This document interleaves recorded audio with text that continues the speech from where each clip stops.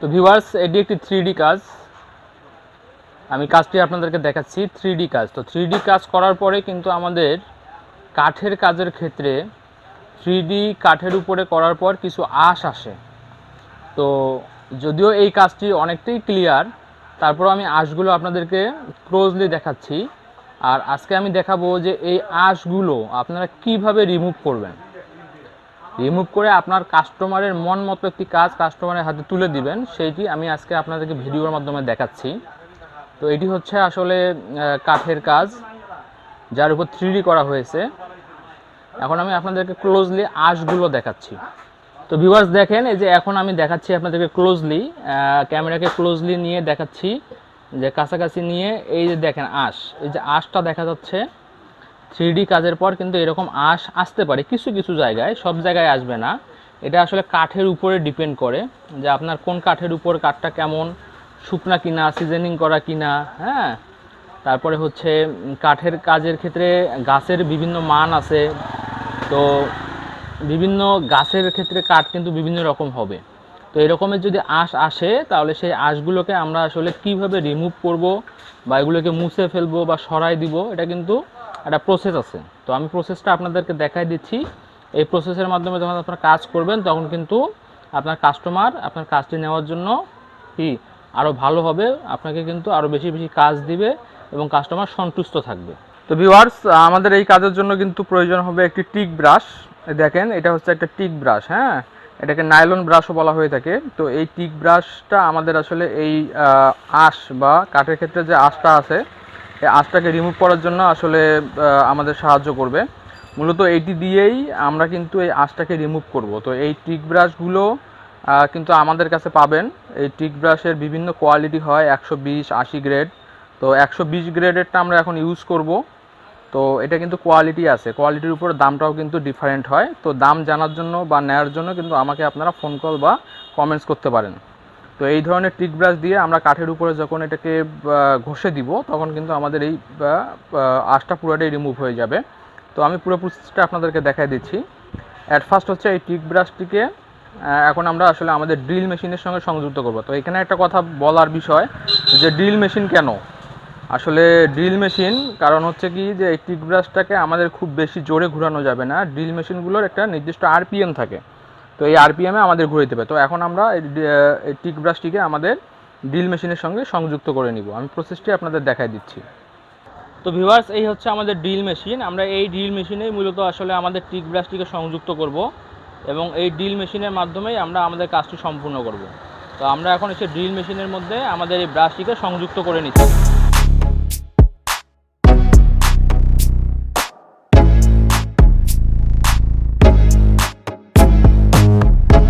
তো ভিউয়ার্স, আমরা আসলে ড্রিল মেশিনে কিন্তু আমাদের টিক ব্রাশটিকে আমরা যুক্ত করে নিলাম। তো এখন এই টিক ব্রাশটি দিয়েই আসলে মূলত আমরা আমাদের এই কাঠের ঘষার কাজটি সম্পূর্ণ করব। চলুন কাজটি শুরু করা যাক। তো ভিউয়ার্স, আমরা কিন্তু এখন আমাদের আসলে ড্রিল মেশিনের মাধ্যমে আমাদের আঁশের জায়গাগুলোকে ঘষে দিচ্ছি।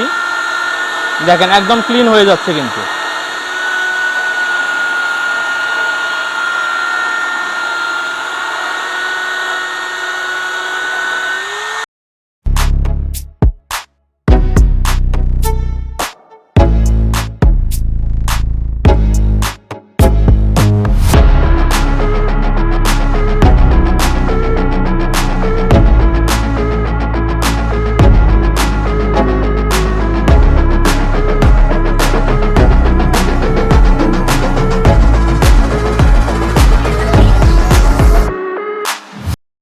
তো ভিউয়ার্স দেখেন, আমি কিন্তু দেখাচ্ছি আপনাদেরকে, এখানে কিন্তু আঁশ ছিল। তো এটা ঘষার ফলে দেখেন এটা একদম ক্লিন হয়ে গেল। তো 3D কাজের পরে যে সামান্য আঁশটুকু থাকে, এটা কিন্তু ক্লিন করা খুবই ইজি। তো এটা কিন্তু আমরা অনেকে করতে চাই না, যার কারণে আসলে কাস্টমার কিন্তু আমাদের প্রতি অসন্তুষ্ট হয়ে যায়। তো এতটুকু কাজ যদি আমরা করে দেই, তাহলে কিন্তু আমার পুরো কাজটি একদম আউটলুক চেঞ্জ হয়ে যাবে। তো আমি কিন্তু এখন পুরো কাঠটি আপনাদেরকে ধাপে ধাপে ঘষে পুরোটাই ফিনিশিং একটা কাজ দেখাচ্ছি, যে কাজটি তখন দেখতে কেমন লাগবে।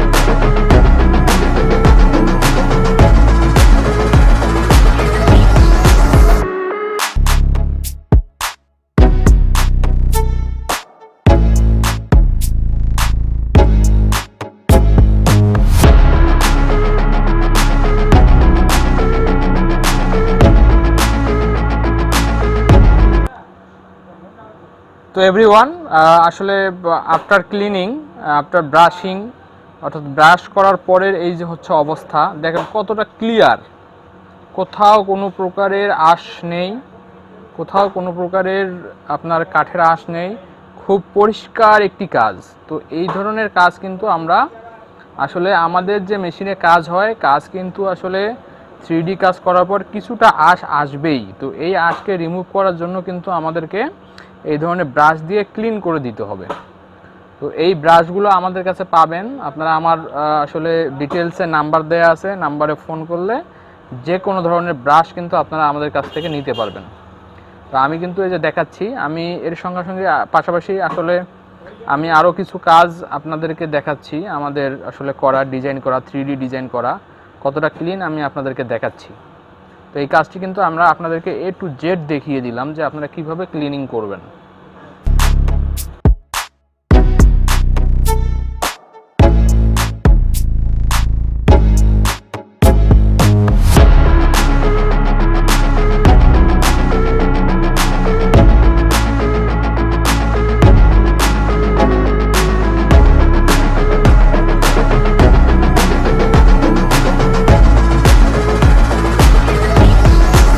তো ভিউয়ার্স, এই হচ্ছে টিক ব্রাশের কাজ।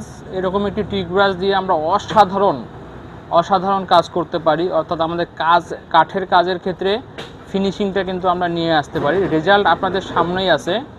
তো এই ধরনের টিক ব্রাশ দিয়েই কিন্তু কাঠের এই আঁশগুলোকে আমরা পরিষ্কার করতে পারবো। তো আশা করি আজকের এই ভিডিওটি আপনাদের অনেক কাজে আসবে, নতুনদের জন্য তো অবশ্যই।